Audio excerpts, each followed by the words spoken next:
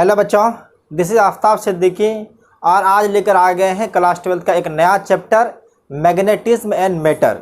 इससे पहले हम लोग मूविंग चार्ज एंड मैग्नेटिज्म को अच्छी तरह से पढ़ लिए हैं, उसके ऊपर अच्छा न्यूमेरिकल भी कर लिए थे। तो आज एक नया चैप्टर लेकर के आ गए हैं जो उसके नेक्स्ट चैप्टर है, chapter number 5 magnetism and matter. ये चैप्टर काफ़ी थियोरेटिकल होने वाला है। इसके अंदर जो है सो न्यूमेरिकल बहुत कम ही आएगा। थियोरेटिकल कंसेप्ट इसके अंदर बहुत ही ज़्यादा होता है। इसके अंदर हम लोग मैग्नेटिक फील्ड लाइन्स भी देखेंगे, बार मैग्नेट के बारे में पढ़ेंगे, अर्थ मैग्नेटिज्म देखेंगे, मैग्नेटिक प्रॉपर्टी ऑफ मैटर देखेंगे और लास्ट में आता है कि हिस्टेरिसिस कर्व, तो उनको भी अच्छी तरह से देख लेंगे। तो ये लगभग चैप्टर 5 से 7 दिन के अंदर ही ख़त्म हो जाएगा। ये छोटा सा है लेकिन बेसिक चैप्टर है और इसका जानकारी आप लोगों को होना बहुत ज़रूरी है। तो चलिए इनके अंदर कंटेंट क्या क्या पढ़ना हम लोग पहले उनको देख लेते हैं। सबसे पहले हम लोग पढ़ेंगे मैग्नेटिक फील्ड लाइन्स। अगर आपको इलेक्ट्रोस्टैटिक्स का बात याद है तो वहाँ पे इलेक्ट्रिक फील्ड लाइन्स पढ़े थे। तो यहाँ पे पहला जो कंटेंट हमारा है वो मैग्नेटिक फील्ड लाइन से आने वाला है। तो पहले पढ़ेंगे इसके अंदर magnetic field lines. Magnetic field lines इसको शॉर्ट फॉर्म में MFLS भी कहते हैं, क्योंकि जिस तरह से वहाँ पे EFLS कहे थे इसको MFLS कहते हैं, ताकि इसको जब भी मैग्नेटिक फील्ड लाइन्स लिखने में बहुत बड़ा होता है तो इसलिए शॉर्ट फॉर्मेट में ऐसा करते हैं। सेकेंड हम लोग को देखना है बार मैग्नेट। बार मैग्नेट का नाम बहुत सुन चुके हैं कि बार मैग्नेट में एक नॉर्थ पोल होता है, एक साउथ पोल होता है। तो आज इसका डिस्कस अच्छी तरह से करेंगे। तो सेकेंड है बार मैग्नेट। बार मैग्नेट के अंदर 2 पोल होते हैं। कोई भी मैग्नेट हो उसके अंदर 2 पोल प्रेजेंट ही होता है, कि जनरली वो मोनोपोल एग्जिस्ट करता ही नहीं है। तो बार मैग्नेट के अंदर 2 पोल होते हैं। अब यहाँ पे 2 पोल जो है सो एक पॉजिटिव चार्ज की तरह बिहेव करेगा और नेगेटिव की तरह करेगा। तो हम कह सकते हैं कि ये कुछ पॉजिटिव चार्ज नेगेटिव चार्ज जो है स्मॉल सेपरेशन पे रखा रहता है, तो उसको हम लोग डायपोल कहते हैं। तो इसको एक मैग्नेटिक डायपोल भी कहते हैं। और एक करंट कैरिंग लूप जो होता है वो मैग्नेटिक डायपोल की तरह बिहेव करता है। जो लास्ट क्लास अटेंड किए हैं magnet moving charge and magnetism का, उसको पता होगा। उसकी वजह से हम लोग मैग्नेटिक डायपोल मोमेंट में निकाल चुके हैं। तो इनका भी निकाल के देखेंगे। पहले पढ़ लेते हैं ये क्या एक मैग्नेटिक डायपोल है। ये मैग्नेटिक डायपोल है। अब ये मैग्नेटिक डायपोल है तो इनके वजह से electric field, electric potential, torque और पोटेंशियल एनर्जी ये सब भी फाइंड करने वाले हैं। तो इसके अंदर एनालॉजी ही देख लेंगे, क्योंकि बार बार वही चीज़ को रिपीट करना अच्छी बात नहीं है। जिस तरह से वहाँ पे पॉजिटिव चार्ज था यहाँ पे +M मान लेंगे, जिस तरह से नेगेटिव चार्ज था इसको -M कंसिडर कर लेंगे। तो जब इसको पढ़ाएंगे तो वहाँ पे बता देंगे। तो इसका एनालॉजी देख लेंगे इलेक्ट्रिक डायपोल के साथ।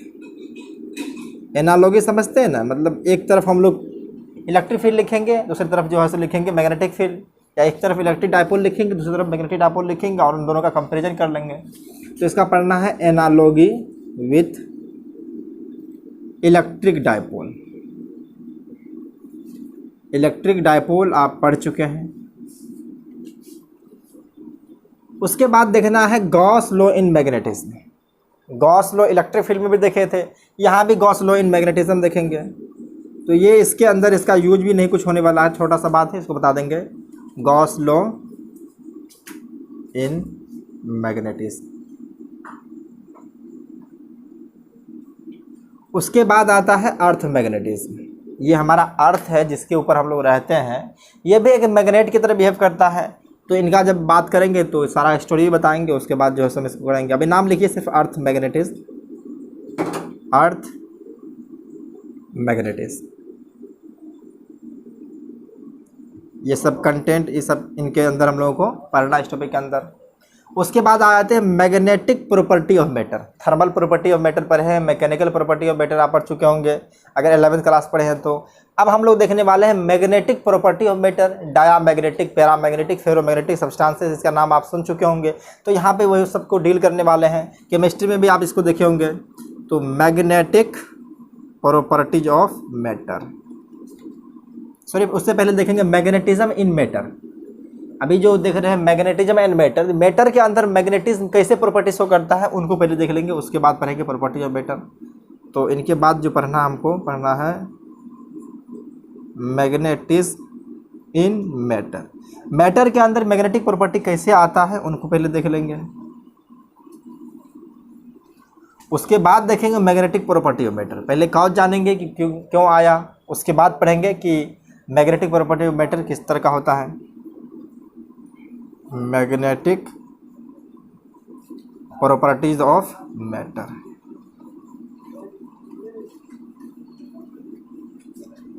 ये कंटेंट अगर पता रहता है तो हम लोग को पता है कि जो इतना इतना करके चलना है, क्योंकि अगर आप कहीं भी जाते हैं तो अगर आपको रिजल्ट पता हो कि हाँ ऐसा ऐसा आने वाला कुछ है, तो आप थोड़ा सा वहाँ पे स्टेबल हो जाते हैं कि हाँ हमको पता है कि ये सब चीज़ पढ़ना है। अगर गलती से हम स्किप भी कर देंगे तो आप उंगली उठा सकते हैं कि सर ये टॉपिक छोड़ चुके हैं।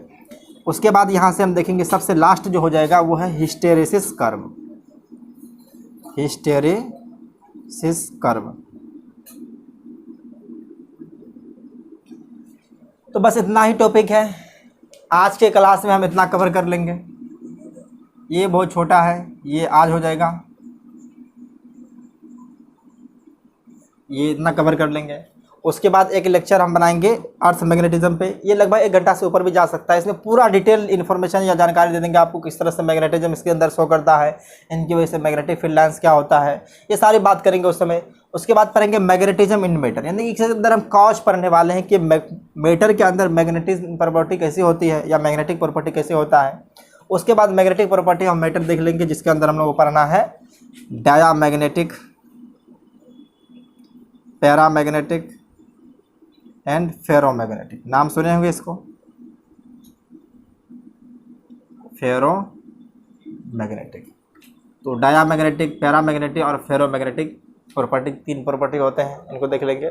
लास्ट में है हिस्टेरेसिस कर्व। तो इतना बात को आप ये नोट डाउन कर लीजिए। उसके बाद हम लोग आते हैं मैग्नेटिक फील्ड लाइन्स के ऊपर।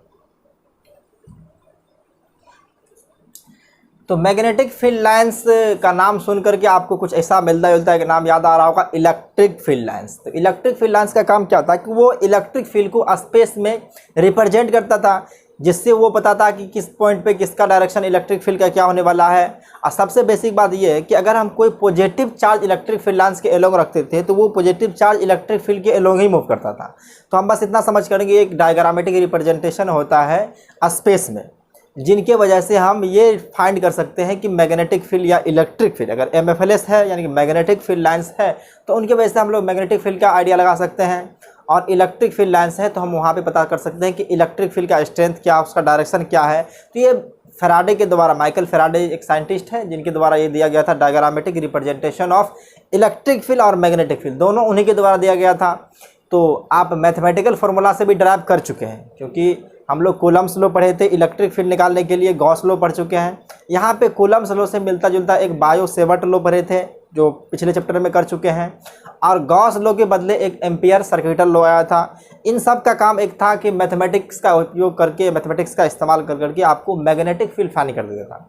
लेकिन यहाँ पे जिसका मैथमेटिक्स ठीक नहीं है तो उनके लिए भी है कुछ समाधान, जिसको मैग्नेटिक फील्ड लाइन्स के द्वारा हम समझा सकते हैं कि किस पॉइंट पे मैग्नेटिक फील्ड का वैल्यू कैसा हो सकता है, कितना होगा, इतना ये तो नहीं बता सकते हैं, बस अंदाजा लगा सकते हैं कंपैरिजन के लिए कि इस पॉइंट पे ज़्यादा है, इस पॉइंट पे कम है, इस पॉइंट का डायरेक्शन क्या है, ये सब बात को बता सकते हैं।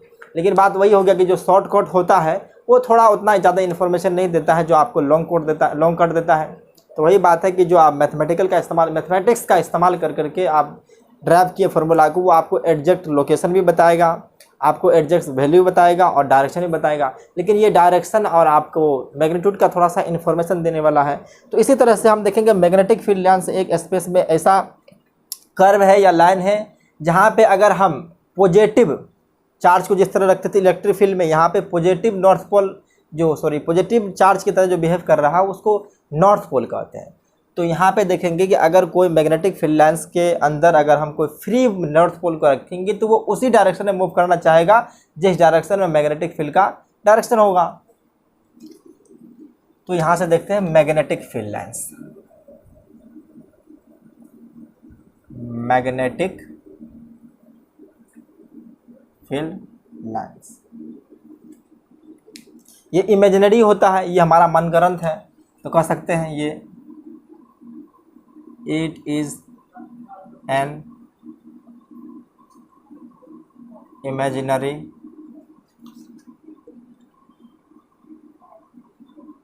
लाइन ड्रॉन इन स्पेस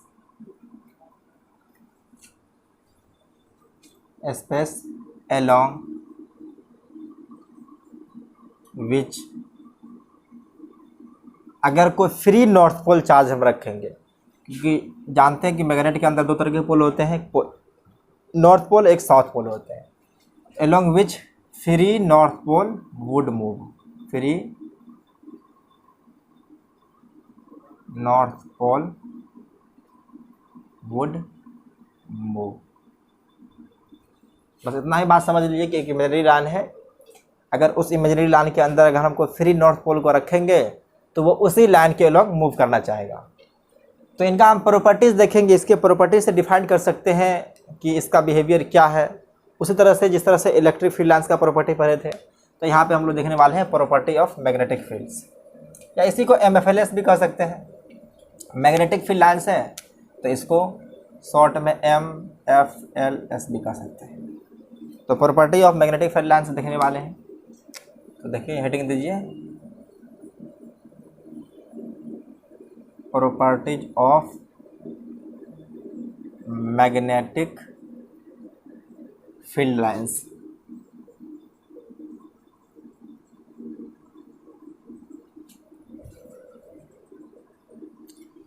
तो मैग्नेटिक फील्ड लाइन्स इससे पहले हम कई बार ड्रॉ कर चुके हैं, तो एक बार और बार मैग्नेट को ड्रॉ करके दिखाते हैं, उसके बाद प्रॉपर्टी को लिखना स्टार्ट करेंगे।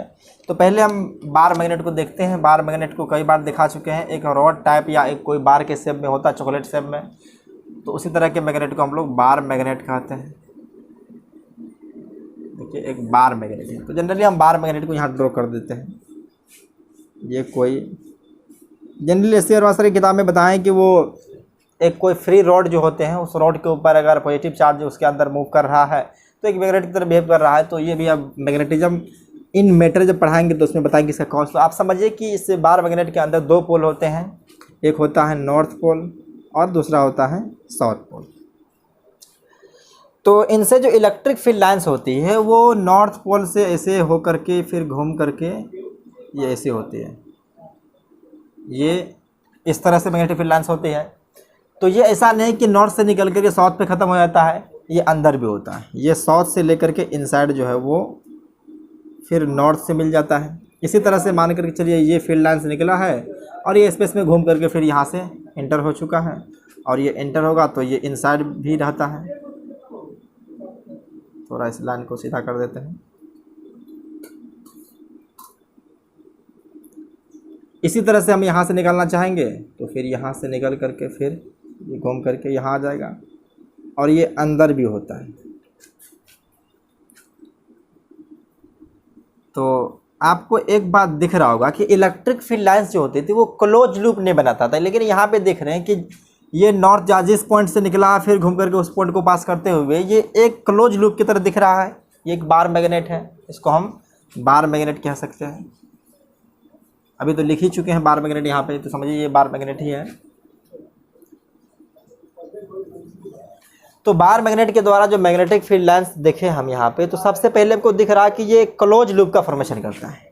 क्या एक क्लोज लूप बना रहा है? तो पहला प्रॉपर्टी जो हो जाएगा यहाँ पे मैग्नेटिक फील्ड लाइन्स जो है वो क्लोज लूप फॉर्म करते हैं। लिख सकते हैं MFLS can form close loop. जबकि इलेक्ट्रिक फील्ड लाइन्स में किसी तरह क्लोज लूप नहीं होती थी, लेकिन यहाँ पे क्या क्लोज लूप फॉर्म करना है। अब यहाँ किस पॉइंट से स्टार्ट होगा, किस पॉइंट पे ख़त्म होगा, अगर वो मान के चलिए कि इसका 2 पॉइंट फिक्स होता तो बता सकते थे, लेकिन यहाँ पे कोई एंड फिक्स नहीं है, तो इसको तो हम नहीं कह सकते कहाँ से ओरिजिनेट हुआ कहाँ से टर्मिनेट हो रहा है। लेकिन एक बात हम कह सकते हैं कि जो आउटसाइड मैग्नेट है, ये क्या हमारा एक मैग्नेट है, मैग्नेट के आउटसाइड दिख रहे हैं, तो मैग्नेटिक फील्ड लाइन्स का डायरेक्शन नॉर्थ पोल से साउथ पोल है, लेकिन जब इनसाइड जाते हैं तो ये साउथ से लेकर के नॉर्थ है। तो यहाँ से लिख सकते हैं डायरेक्शन, अगर लिखना चाहेंगे तो चलिए इसको लिख देते हैं डायरेक्शन। तो आउटसाइड दिख रहा होगा फिगर में आपको, आउटसाइड जो होता है वो नॉर्थ से साउथ होता है। तो जनरली नॉर्थ को हम लोग N से रिप्रेजेंट करते हैं, इसको पूरा लिख ही देते हैं, नॉर्थ टू साउथ। ये आउटसाइड है। इनसाइड के बारे में बात करेंगे तो जस्ट इसका रिवर्स हो जाएगा। इनसाइड में आपको दिख रहा होगा, इनसाइड के अंदर साउथ से नॉर्थ की तरफ है, तो इधर साउथ टू नॉर्थ। दूसरा प्रॉपर्टी देखते हैं। दूसरा प्रॉपर्टी अगर याद करेंगे तो वहाँ पे इलेक्ट्रिक फील्ड लाइन्स में था कि अगर हमको किसी पॉइंट पे टेंजेंट किसी पॉइंट पे मैग्नेटिक फील्ड का नेट डायरेक्शन चाहिए तो उस पॉइंट पे हम लोग टेंजेंट ड्रॉ करते हैं। कंसिडर करते हैं कि हमारा यहाँ पे एक कोई पॉइंट है, इस पॉइंट पे हमको मैग्नेटिक फील्ड का डायरेक्शन चाहिए, तो इस पॉइंट पे हम एक टेंजेंट ड्रॉ करेंगे। तो टेंजेंट आपको ड्रॉ करने के लिए आता होगा, टेंजेंट को ऐसे इसको टच करता हुआ इसको एक स्पर्श रेखा कहते हैं। तो यहाँ पे एक लाइन ड्रॉ करेंगे जो इस पॉइंट को टच करता हुआ जाएगा तो उसको टेंजेंट कहते हैं। और यहाँ इस पॉइंट पे जो मैग्नेटिक फील्ड का डायरेक्शन है, जिसको नेट मैग्नेटिक फील्ड कहेंगे, वो इस टेंजेंट के लोग हैं। तो यहाँ पे लिख सकते हैं tangent at any point on MFLS magnetic field lines MFLS gives the net direction of magnetic field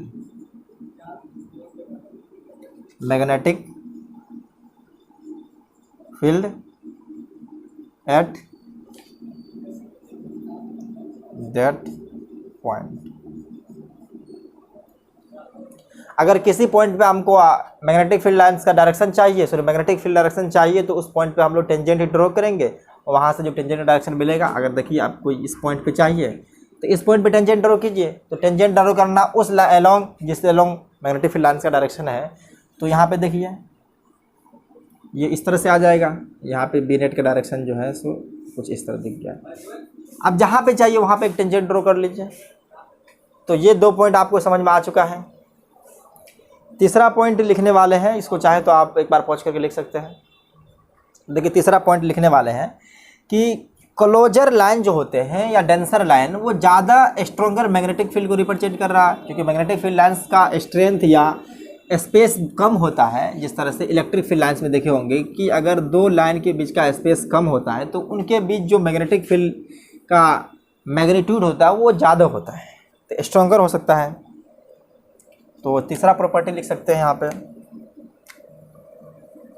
तीसरा क्लोजर द फील्ड लाइन्स, या इसी को कह सकते हैं डेंसर। तो पता चल रहा कि जितना क्लोजर होगा उतना ज़्यादा स्ट्रॉन्गर मैग्नेटिक फील्ड हो जाएगा।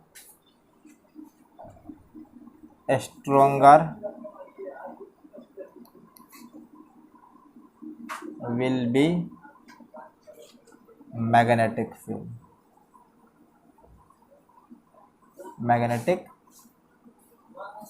फील्ड। तो यहाँ पे अगर हम दिखा रहे हैं कि देखिए अगर कुछ ऐसा है, इस पॉइंट पे हम मान लेते कंसिडर कर लेते हैं कि x है और यहाँ कंसिडर कर लेते हैं y है। तो आपको पता चल रहा होगा किस पॉइंट का मैग्नेटिक फील्ड स्ट्रेंथ ज़्यादा होगा। तो यहाँ से पता चल रहा है कि stronger will be magnetic field. हाँ तो ठीक है। तो जनरली हम लोग स्ट्रेंथ के बारे में बात कर रहे हैं। तो x पॉइंट पे क्लोजर लाइन है, इससे पता चला कि डेंसर लाइन है। तो यहाँ पे इस पॉइंट का जो मैग्नेटिक फील्ड होगा Bx होगा वो ग्रेटर देन हो जाएगा By। तो इतना बात समझ में आ गया है। चौथा पॉइंट लिखते हैं कि 2 इलेक्ट्रिक फील्ड लाइन्स भी एक दूसरे को इंटरसेक्ट नहीं करता था। यहाँ पे भी जो है सो मैग्नेटिक फील्ड लाइन्स भी इंटरसेक्ट नहीं करेगा। अगर करेगा तो उनके साथ क्या समस्या आती है ये आपको अच्छी तरह से पता है कि एक ही पॉइंट पे 2 डायरेक्शन हो जाता है, जो कि बिल्कुल गलत है। एक पॉइंट पे मैग्नेटिक फील्ड का 2 डायरेक्शन हो ही नहीं सकता है। तो चौथा पॉइंट है 2 MFLS नेवर मतलब कभी नहीं, never intersect each other.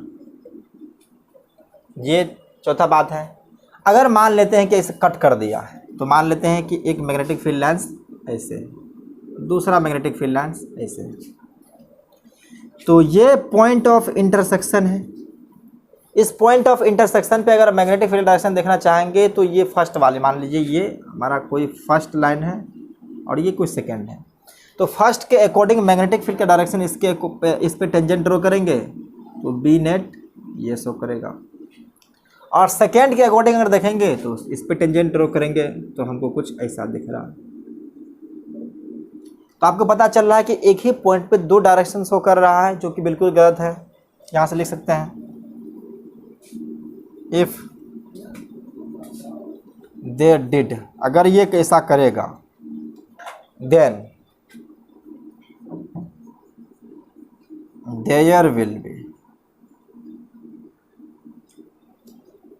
there will be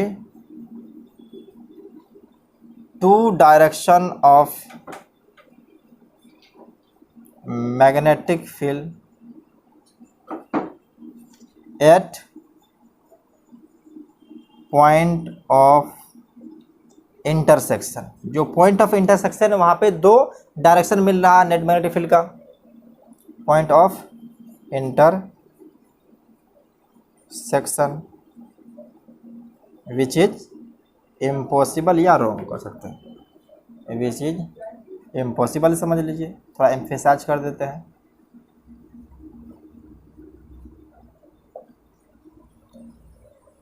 तो इतना बात जान लिए कि चौथा पॉइंट में कह रहा कि कभी दो MFLS या मैग्नेटिक फील्ड लाइन्स जो है सो एक दूसरे को इंटरसेक्ट नहीं करेगा, नेवर इंटरसेक्ट ईच अदर। आप पांचवा बात लिखना चाहेंगे तो यहाँ पे जगह खाली के लिख देते हैं। आप जानते हैं कि जो जितना ज़्यादा मैग्नीट्यूड ऑफ चार्ज होता था उतना ही ज़्यादा स्ट्रॉन्गर फील्ड होता था। तो यहाँ पे चार्ज के जगह पे मैग्नेटिक पोल स्ट्रेंथ आने वाला है। तो पोल स्ट्रेंथ जिस तरह से मैग्नीट्यूड ऑफ चार्ज होता था उसी तरह से यहाँ पे पोल स्ट्रेंथ के बारे में बात करेंगे।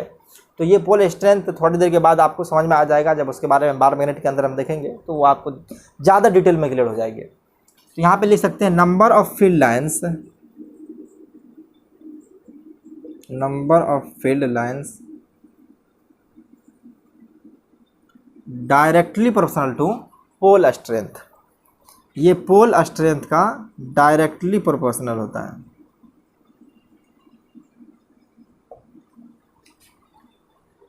तो जनरली मान लेते हैं कि ये हमारा कोई एक बार मैग्नेट ही मान लेते हैं। तो ये नॉर्थ पोल है और ये साउथ पोल है। तो एक हाइपोथेटिकल हम लोग यहाँ पे चार्ज मान लेते हैं कि यहाँ पे जो m है उसके जगह पे प्लस m चार्ज है, और साउथ पोल जो है इनके जगह पे एक माइनस m चार्ज है। तो ये m जो होता है इसको पोल स्ट्रेंथ कहते हैं। जिस तरह से वहाँ पे मैग्नीट्यूड ऑफ चार्ज कहते थे, इसको कहते हैं पोल स्ट्रेंथ, पोल स्ट्रेंथ। जितना ज़्यादा पोल स्ट्रेंथ होगा उतना ज़्यादा निकलेगा। तो अगर मान लेते हैं कि अगर m है तो इनसे अगर 3 मैग्नेटिक फील्ड लाइन्स निकला है, मान के चलिए इस साउथ पोल के अंदर एंटर करती है, तो इनसे 3 मैग्नेटिक फील्ड लाइन्स अगर एंटर हो रही है, अगर इसको हम 2m कर देंगे तो यहाँ पे 6 लाइन एंटर करेंगे।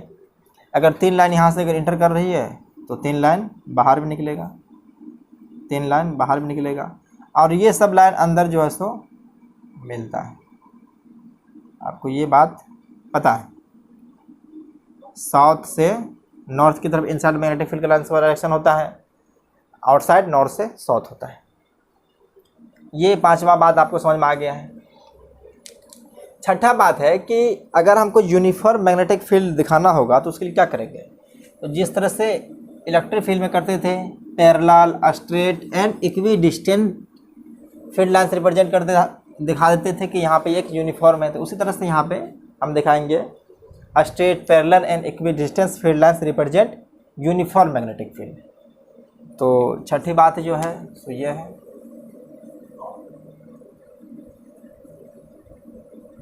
Straight, parallel and equi distant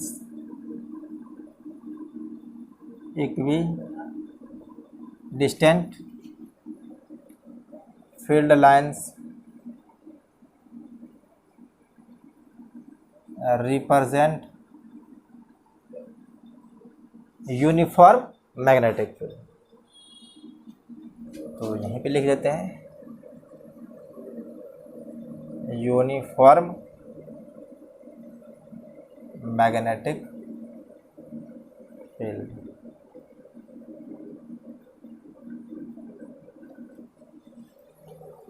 तो इन सब का बात की अब ज़रूरत है नहीं, इसको शायद आप लिख लिए होंगे, नहीं लिखे तो लिख लीजिए। चलिए इस बात को फिगर से आप समझिए किस तरह से कर रहे हैं। ये आपके लिए कोई मुश्किल बात नहीं होनी चाहिए, क्योंकि आप इलेक्ट्रिक फील्ड लाइन्स पढ़ चुके हैं, तो समझिए बिल्कुल वैसा ही मिलता जुलता एक प्रॉपर्टी है इनके साथ। बस यहाँ पे एक थोड़ा सा प्रॉपर्टी ये डिफरेंट है कि एक क्लोज लूप फॉर्म करता है और इसका कोई एंड पॉइंट नहीं होता है। लेकिन आउटसाइड बात करें मैग्नेट के अंदर तो नॉर्थ से साउथ और इनसाइड साउथ से नॉर्थ होता है। तो यहाँ पे हम देखते हैं एक parallel straight and equidistance field line draw कर दिया। यहाँ पे मान लेते हैं x पॉइंट है, यहाँ पे मान लिए y पॉइंट है और ये z पॉइंट है। तो मैग्नेटिक फील्ड का जो वैल्यू होगा x पॉइंट पे, y पॉइंट पे, z पॉइंट पे, तीनों का बराबर हो जाएगा। bx equal to by equal to bz, ये मैग्नेटिक फील्ड लाइन्स का स्ट्रेंथ है। आप कुछ डायग्राम ड्रॉ कर लेते हैं मैग्नेटिक फील्ड लाइन्स का। तो लिखिए आप some diagrams of magnetic field lines.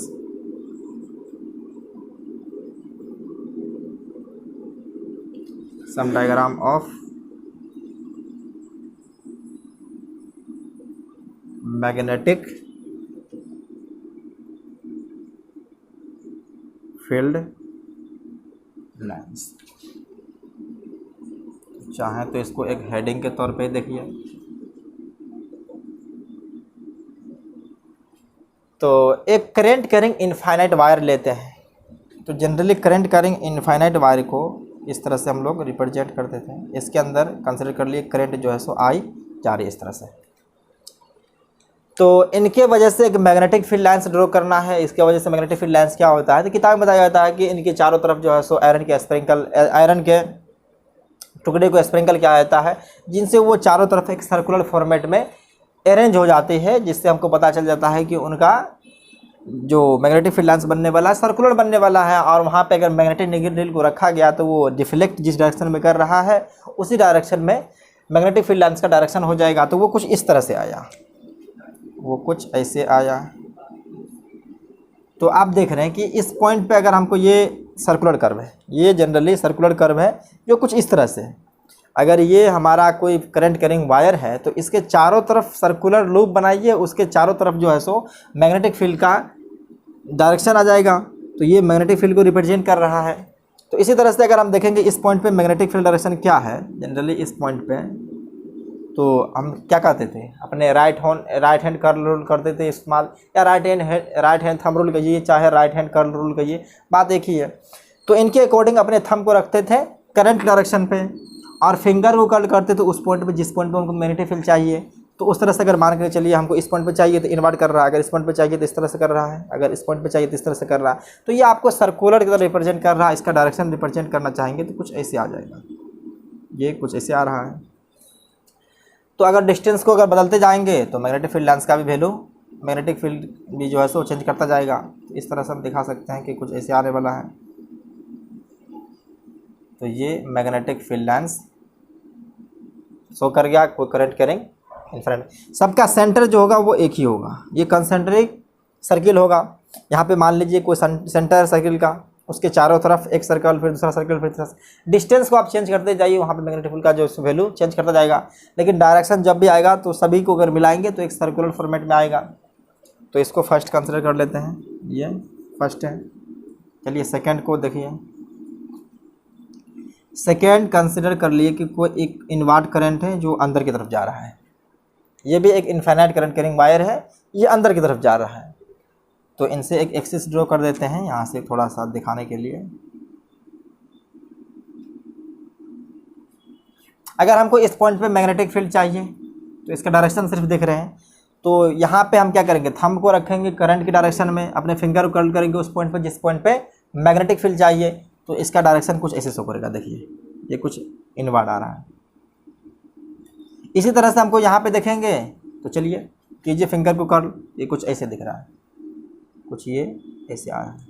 इसी तरह से अगर यहाँ पे करेंगे तो कुछ ऐसे आ जाएगा, इस तरह से करेंगे तो कुछ ऐसे आ जाएगा। तो आप इन सबको अगर मिला दें, अगर इन सबको मिला दें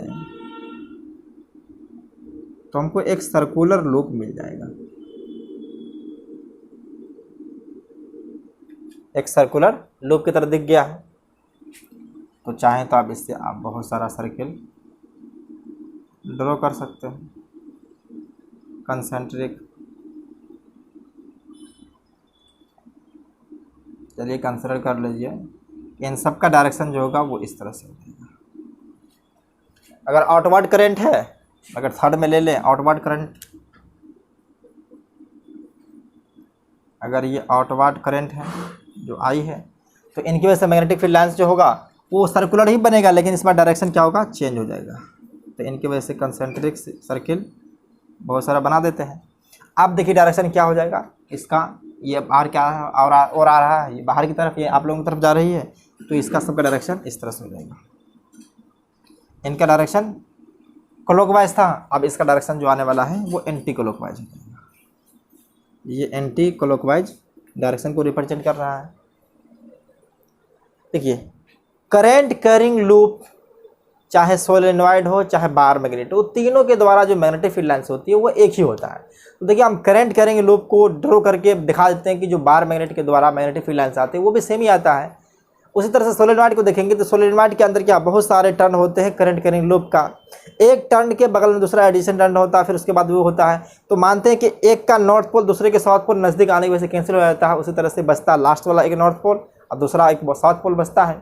तो जिनकी वजह से हम देखते हैं कि नॉर्थ पोल और साउथ पोल जो मैग्नेट होते हैं उसको जनरली बार मैग्नेट कहते हैं या रोड से मैग्नेट कहते हैं। तो करंट कैरिंग कॉइल हो चाहे करंट कैरिंग लूप हो चाहे एक बार मैग्नेट, तीनों की वजह से मैग्नेटिक फील्ड लाइंस जो आने वाला है वो सेम आता है। तो यहाँ से हम आपको ड्रॉ करके दिखाते हैं। तो ये बात तो शायद आप लिख लिए होंगे, तो इनको मिटा देते हैं।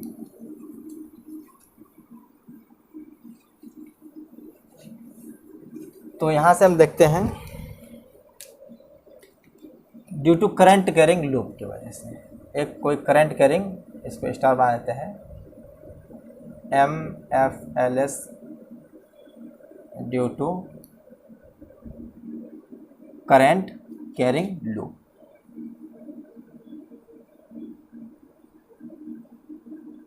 लूप कहें चाहे कॉइल कहें बात एक ही है। तो करंट कैरिंग एक लूप बना देते हैं यहाँ पे, ये कोई करंट कैरिंग लूप है और इसके अंदर करंट का डायरेक्शन भी दे देते हैं कि करंट का डायरेक्शन जो कुछ इस तरह से, ये एंटी क्लॉकवाइज में फॉलो कर रही है। तो जब एंटी क्लॉकवाइज में ये करंट जनरली आई दे देते हैं, इसके अंदर जो करंट फॉलो हो रही है वो आई है। तो ये हमारा कोई करंट कैरिंग सर्कुलर लूप है। तो इन पे अगर मैग्नेटिक फील्ड चाहिए तो देखिए, अगर इसके सेंटर पे चाहिए तो हम यहाँ से देखिए, ये जहाँ पे एक कोई सर्कुलर लूप है उसके सेंटर पे चाहिए तो करंट डायरेक्शन में अगर थंब को फिल करेंगे तो ये पॉइंट कर रहा है आउटवर्ड की तरफ। इस तरह से करेंगे तो सेंटर पे जो मैग्नेटिक फील्ड लाइंस आने वाला है कुछ ऐसे आएगा, ये कुछ ऊपर की तरफ शो कर रहा है। देखिए यहाँ पे पॉइंट कीजिए ऊपर की तरफ, फिर पॉइंट कीजिए ऊपर की तरफ। इसी तरह से यहाँ से जो फील्ड लाइंस निकली वो तो रिप्रेजेंट आना चाहिए अंदर। और हम इसके साइड में देखते हैं, अगर इस पॉइंट पे देखेंगे, देखिए मैग्नेटिक फील्ड लाइंस कुछ ऐसे आ रहा है। अब हम जानते हैं कि मैग्नेटिक फील्ड लाइंस जो होते हैं वो क्लोज कर्व लूप बनाते हैं, कुछ इस तरह का लूप बनाएगा और डायरेक्शन कुछ ऐसा हो जाएगा। इसी तरह से यहाँ पे अगर देख लेंगे कुछ ऐसा लूप बनाने वाला है। उसके बाद ये थोड़ा सा बड़ा है तो इनका तो दिखा नहीं सकते हैं, बस आप फील कीजिए कि ये घूम करके कुछ ऐसा आया होगा, ये कुछ ऐसा आया होगा। इसी तरह से यहाँ पे भी हो जाएगा। अगर चले तो इसको थोड़ा यहाँ से दिखा देते हैं, तो कुछ ये ऐसे आया होगा और जो लास्ट वाला है इसको हम क्लोज लूप दिखा ही सकते हैं और इसके अंदर भी ये दिखा देते हैं।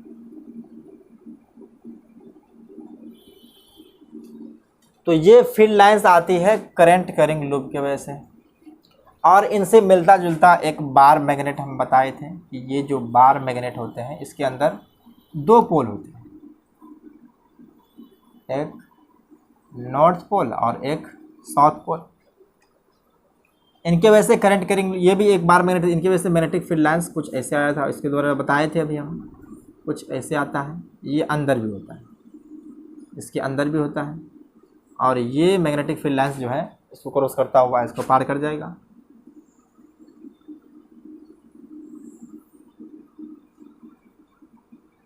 इस तरह से कुछ ऐसे आ रहा है।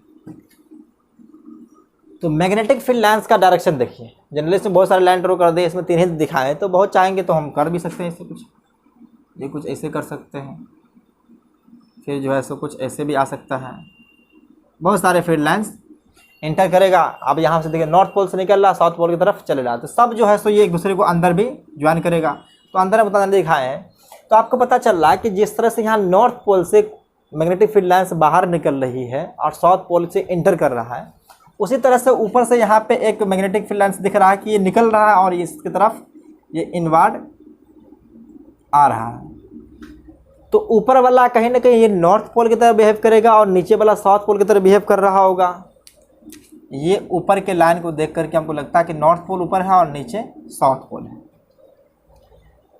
तो आप देखिए इसका एक आपको हम बताए भी थे, अगर याद हो, current carrying loop behave as magnetic dipole, तो वहाँ पे बताए थे कि इसका एक शॉर्टकट तरीका भी होता है कि करंट कैरिंग लूप के अंदर देखेंगे जो डायरेक्शन होता है उस डायरेक्शन के अकॉर्डिंग अपने थंब को रखते हैं, सॉरी अपने फिंगर को कर्ल करेंगे, फिंगर को कर्ल करने के बाद जो हमारा थंब पॉइंट करता है वो नॉर्थ वाला डायरेक्शन होता है।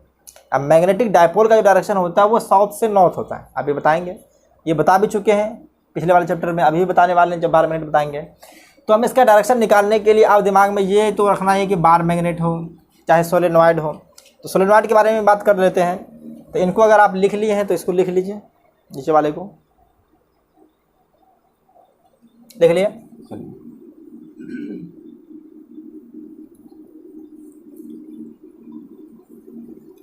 तो सोलेनॉइड की वजह से भी दिखाई देते मैग्नेटिक फील्ड लाइंस किस तरह बनती है। तो सोलेनॉइड के अंदर क्या होता है कि बहुत सारे टर्न होते हैं, ये सोलेनॉइड मान देते हैं, इसके अंदर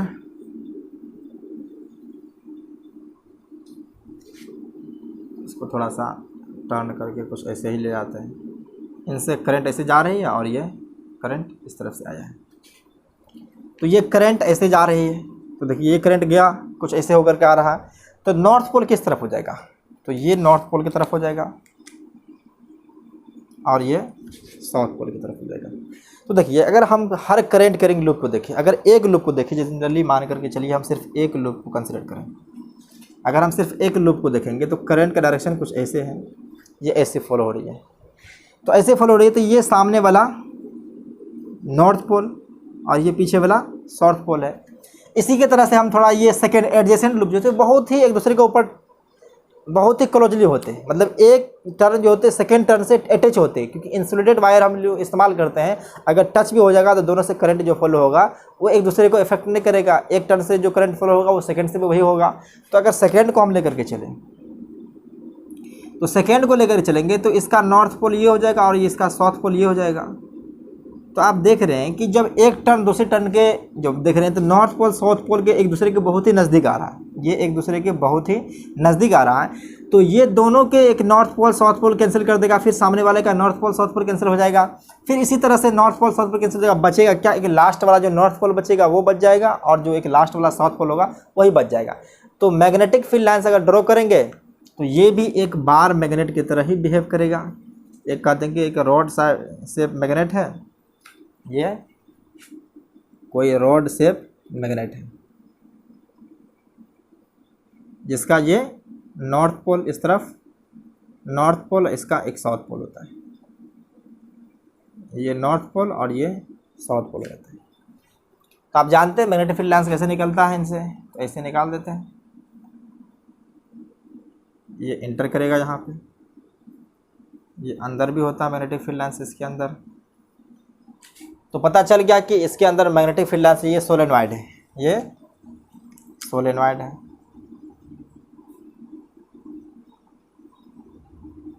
सोलेनॉइड भी एक बार मैग्नेट की तरह दिखता है, कब, जब इसका मैग्नेटिक फील्ड लाइन्स दिखाते हैं तो ये bar magnet. Current carrying loop भी बार मैग्नेट की तरह बिहेव करता है और सोलेनॉइड भी बार मैग्नेट की तरह बिहेव किया। तो इसके अंदर जो करंट का डायरेक्शन है कुछ ऐसा है, ये इस पे इस तरह से चला जाएगा,